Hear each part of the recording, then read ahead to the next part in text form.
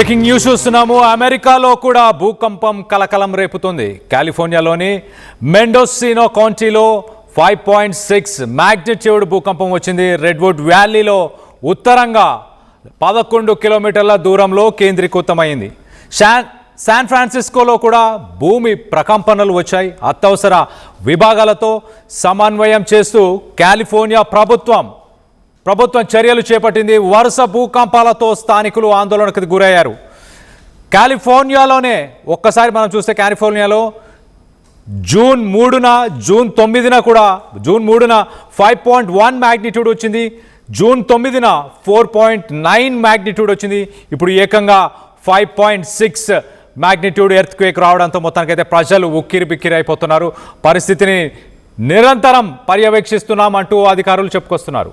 వెనిజువేలాలో కూడా భారీ భూకంపం జరిగింది. 39 సెకండ్లలోనే 2 సార్లు భూమి కంపించడంతో 7.5 మ్యాగ్నిట్యూడ్ అలాగే 7.1 మ్యాగ్నిట్యూడ్ భూకంపం నమోదవ్వడంతో సుమారు 10,000 నుంచి 1,00,000 మంది చనిపోయే అవకాశం ఉండొచ్చని ఇప్పటికీ వార్తలు వస్తున్నాయి. రెస్క్యూ ఆపరేషన్స్ని చేపట్టారు. రైట్ సైడ్ బాక్స్లో మొదటి విజువల్ మనం పైన మొదటి విజువల్ని చూడొచ్చు. ఇటు శాన్ ఫ్రాన్సిస్కోలో ఒక గ్రాసరీ స్టోర్లో జరిగిన ఘటన ఇది. గ్రాసరీ స్టోర్లో మనం చూడొచ్చు వైన్ బాటిల్స్, అక్కడ ఉన్న బాటిల్స్ అన్నీ కూడా ఆ భూకంపానికి ఎలా ఎగిరి పడుతున్నాయో అందులో ఉన్న ఫుడ్ అంతా కూడా ఒక్కసారిగా ఎగిరి పడుతున్న విజువల్స్ని మనం చూస్తున్నాం. మరోపక్కన రైట్ సైడ్ బాక్స్లో మనం చూడొచ్చు జపాన్కి సంబంధించిన విజువల్స్ అవి. జపాన్లో భూకంపం నెలకొని ఉంది. వెనిజువేలాలో భూకంపం నెలకొని ఉంది. పసిఫిక్ రిమ్, దాన్ని రింగ్ ఆఫ్ ఫైర్ అని అంటారు. ఈ పసిఫిక్ రింగ్లోనే ఎక్కువ శాతం భూకంపాలు వస్తుంటాయి. దాని ఎఫెక్ట్ వల్లే ఇప్పుడు ప్రస్తుతానికి కాలిఫోర్నియాలో కూడా ఈ భూకంపం రావడానికి అదే కారణం అంటున్నారు. గడిచిన 1000 సంవత్సరాల్లో కూడా కాలిఫోర్నియాలో వచ్చిన అత్యధిక రెక్టార్ స్కేల్ భూకంపం ఇదే అని శాస్త్రవేత్తలు చెప్పుకొస్తున్నారు. సో మొత్తం మీద ఒక్కసారి దానికి సంబంధించి మరింత డీటెయిల్గా చెప్పే ప్రయత్నం చేస్తా. ఒకసారి మనం చూస్తే ఉదయం 8 గంటల 10 నిమిషాలు అమెరికాలోని కాలిఫోర్నియా టైమ్ జోన్ ప్రకారం 8 గంటల 10 నిమిషాల ఆ సమయానికి ఒక్కసారిగా 5.6 మ్యాగ్నిట్యూడ్ ఎర్త్క్వేక్ రావడంతో ఒక్కసారిగా స్థానికంగా ఉన్న ప్రజలందరూ కూడా భయభ్రాంతులకు గురై పరుగులు తీయడం స్టార్ట్ చేశారు. దాని తర్వాత ఒకసారి మనం చూస్తే సుమారు 11 కిలోమీటర్ల దూరంలో నార్త్ సైడ్ రెడ్వుడ్ వ్యాలీ అలాగే సౌత్ ఆఫ్ విలిట్స్ 8 కిలోమీటర్ల డెప్త్, అంటే భూమి నుంచి 8 కిలోమీటర్ల కింద ఈ భూమి ప్రకంపనలు వచ్చినాయి. ఎపిసెంటర్ అంటారు సాధారణంగా దీన్ని. ఆ ఎపిసెంటర్ నుంచి షాక్ వేవ్స్ అనేది కాలిఫోర్నియా మొత్తాన్ని ఎంతగా అతలాకుతలం చేశాయంటే సుమారు 80 మంది స్థానికంగా ఉండే ప్రజలు ఈ భూకంపాన్ని ఎక్స్పీరియన్స్ అయినట్టు తెలుస్తుంది. సుమారుగా మొత్తంగా చూస్తే కాలిఫోర్నియా, శాన్ ఫ్రాన్సిస్కో పరిసర ప్రాంతాలు, సాక్రమెంటో మొత్తంగా చూస్తే 10 మిలియన్ పీపుల్, అంటే 1 కోటి మందిని ఈ భూకంపం ప్రభావితం చేసినట్టు శాన్ ఫ్రాన్సిస్కో కార్నికల్లో రాసుకొచ్చారు. మొత్తం మీద 8,000 మందికి సంబంధించిన ఇళ్లల్లో వాళ్ళ ఇంటి కిటికీలు కానీ గోడలు కానీ ధ్వంసం అయిపోయి మనం రైట్ సైడ్ బాక్స్లో చూస్తున్నాం. ఒక గ్రాసరీ స్టోర్లో ఆ మార్కెట్లో ఆ షెల్ఫ్ పైన ఉన్న ఆ గ్రాసరీస్ అన్నీ కూడా ఎలా ఎగిరి పడిపోతున్నాయో అవన్నీ చూడొచ్చు. అలాగే చాలామందికి తీవ్ర గాయాలయ్యాయి. మరో పక్కన ఎలాంటి అవాంఛనీయ సంఘటనలు చోటు చేసుకోకూడదు అంటూ ఆశిస్తున్నాను. బట్ దీనికి సంబంధించి ఇంకా అప్డేట్ రావాల్సి ఉంది. కానీ కొన్ని భవనాలు కూడా కూలిపోయినట్టు తెలుస్తుంది. మెండోసినోలో జరిగిన ఈ భూకంపం అనేది పసిఫిక్ మహాసముద్రంలో రింగ్ ఆఫ్ ఫైర్ అంటారు. అక్కడ అగ్నిపర్వతాలు కావచ్చు, భూకంపాలు కావచ్చు, అవన్నీ కూడా పసిఫిక్ మహాసముద్రంలో జరుగుతుంటాయి. ఆ భూ ప్రకంపనల వల్ల నార్దర్న్ కాలిఫోర్నియాకి కొంత భూకంపాలు లాస్ట్ 2-3 వారాల నుంచి వస్తూనే వచ్చాయి. జూన్ 3న 5.1 మ్యాగ్నిట్యూడ్కి సంబంధించిన ఒక భూకంపం వచ్చింది.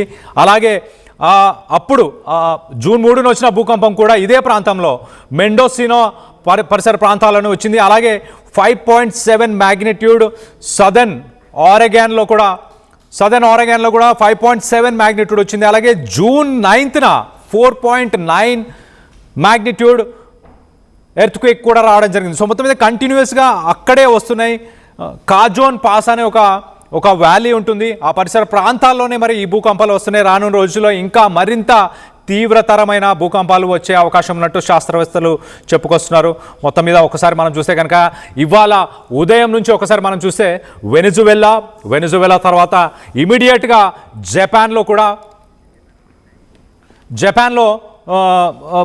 కూడా ఈ భూకంపం వచ్చింది. దానికి సంబంధించి ఒకసారి రైట్ సైడ్ బాక్స్లో మనం చూస్తున్నాం ఈ గ్రాసరీ స్టోర్కి సంబంధించిన సీసీటీవీ విజువల్లో అక్కడ డేట్ టైము డీటెయిల్స్ అన్నీ కూడా చాలా క్లియర్గా మెన్షన్ చేస్తున్నాయి. చూడండి 24/6/2026 ఉదయం 8:11 సమయానికి ఆ భూమి కంపించిన విజువల్స్ మనం చూస్తున్నాం. ఆ షెల్ఫ్లో ఉన్న సామాన్లన్నీ కూడా ఎగిరి పడిపోతున్న పరిస్థితి. ఇటు కాలిఫోర్నియాలో ఇంకొక సూపర్ మార్కెట్లో లెఫ్ట్ సైడ్ బాక్స్లో మనం చూస్తున్నాం. ఆ విజువల్లో కూడా చూడండి ఒక మెడికల్ స్టోర్ అని కూడా అక్కడ మందులకు సంబంధించినవి అన్నీ ఉన్నట్టు కనిపిస్తున్నాయి. ఆ మందులన్నీ కూడా ఎంతగా ఒక్కసారిగా ఎగిరి పడిపోతున్నాయి. షెల్ఫ్స్ అన్నీ కూడా పూర్తిగా ఊగిపోతున్న పరిస్థితి. సో భూమి కంపించడంతో ఒక్కసారిగా భయభ్రాంతులకు గురయ్యారు. ఈ ఎర్త్క్వేక్ మ్యాగ్నిట్యూడ్ ఎంత ఉందంటే కాలిఫోర్నియా నుంచి పక్కనే ఉన్న మరొక రాష్ట్రం శాన్ ఫ్రాన్సిస్కో అలాగే మరొక రాష్ట్రం సాక్రమెంటో అనే పరిసర ప్రాంతాలన్నీ కూడా ఒక్కసారిగా దీనివల్ల ఎఫెక్ట్ అయినాయి అంటే అర్థం చేసుకోవచ్చు. మొత్తం మీద ఈ ఒక్కరోజు ఇటు వెనిజువెలా సౌత్ అమెరికన్ కంట్రీ, మరో పక్కన అమెరికాలోని శాన్ ఫ్రాన్సిస్కో కాలిఫోర్నియా, మరో పక్కన ఈస్టర్న్ కంట్రీస్ అని చెప్పుకోవచ్చు జపాన్ లాంటి ప్రాంతంలో కూడా భీకరమైన భూకంపాలు రావడం జరిగింది. మొత్తం మీద ఈ ఘటనకు సంబంధించి మీరేమనుకుంటున్నారు?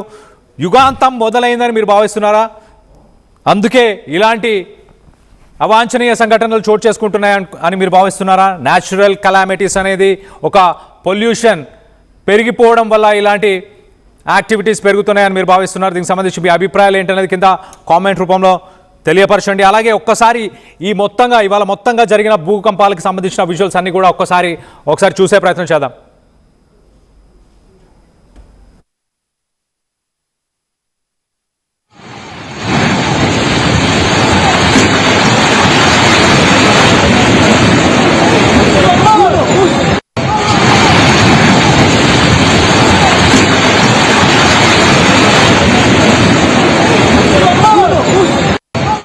భారీ భవనాలు మనం చూడొచ్చు. సుమారు ఒక 7-8 ఫ్లోర్ల భవనం చూడండి ఒక్కసారిగా కుప్ప కూలిపోయింది. అక్కడున్న ప్రజలు పరుగులు తీస్తున్నారు. చూడండి వాహనాలను కూడా వదిలేసి వాళ్ళ ప్రాణాలని కాపాడడానికి జస్ట్ మిస్. ఆ విషయంలో చూడండి కొన్ని కార్లు అయితే అప్పుడే ఆ బిల్డింగ్ కూలుతున్న సమయంలోనే అక్కడి నుంచి వెళ్ళిపోయిన పరిస్థితి. వాళ్ళ ప్రాణాలను కాపాడుకుని చూడండి ఒకటి, అలాగే సెకండ్ కార్ వైట్ కార్, 2 కార్లు అప్పటికప్పుడు అక్కడి నుంచి తప్పించుకొని వెళ్ళే ప్రయత్నం చేశాయి. వాళ్ళ ప్రాణాలను కాపాడుకోగలిగారు. కానీ ఆ బిల్డింగ్ శిథిలాలలో ఎంతోమంది సామాన్యులు చిక్కుకొని ఉన్నారు. వెనిజువెలాలో సుమారు 10,000 మంది దాకా అక్కడ ప్రజలు చనిపోయి ఉండొచ్చు అని అంచనా వేస్తున్నారు. ఇంకా దానికి సంబంధించిన డీటెయిల్స్ రావాల్సింది. మరిన్ని విజువల్స్ కూడా మనం చూడొచ్చు. ఎంత నష్టం జరిగింది వెనిజువెలా, జపాన్, అమెరికా పరిసర ప్రాంతాల్లో ఎలాంటి నష్టం జరిగింది మరిన్ని విజువల్స్లో కూడా ఒకసారి చూసే ప్రయత్నం చేద్దాం.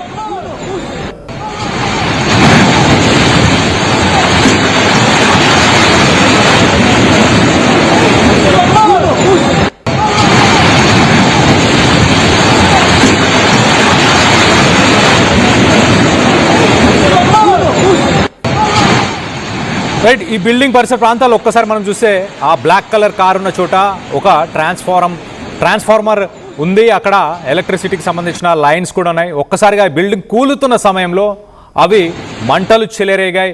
ఆ వైర్లు తగిలి కొంతమంది చనిపోవడం కూడా జరిగింది.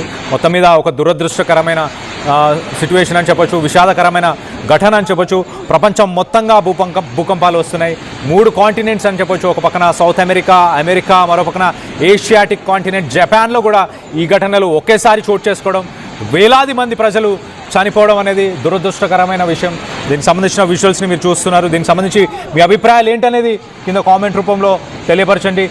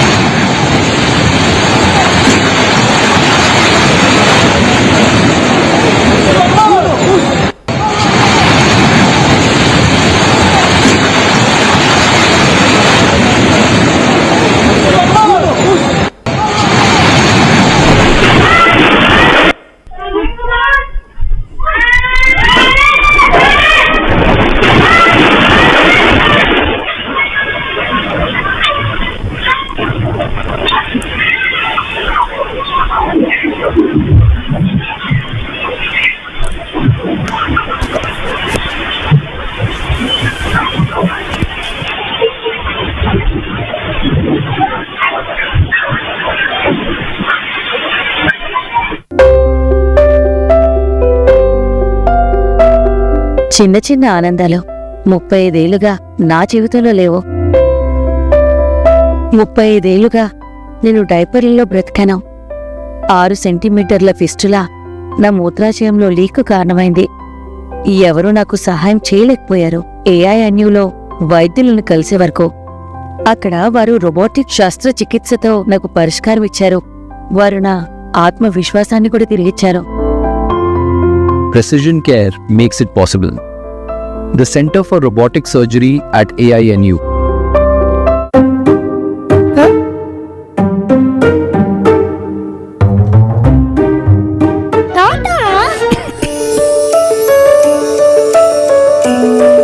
జలుబు, తలనొప్పి, నడుము నొప్పి, మోకాళ్ల నొప్పులు లాంటి లక్షణాల నుండి ఉపశమనానికి శాస్త్రిబా, ట్రస్టెడ్ బై మిలియన్స్ సిన్స్ 1992.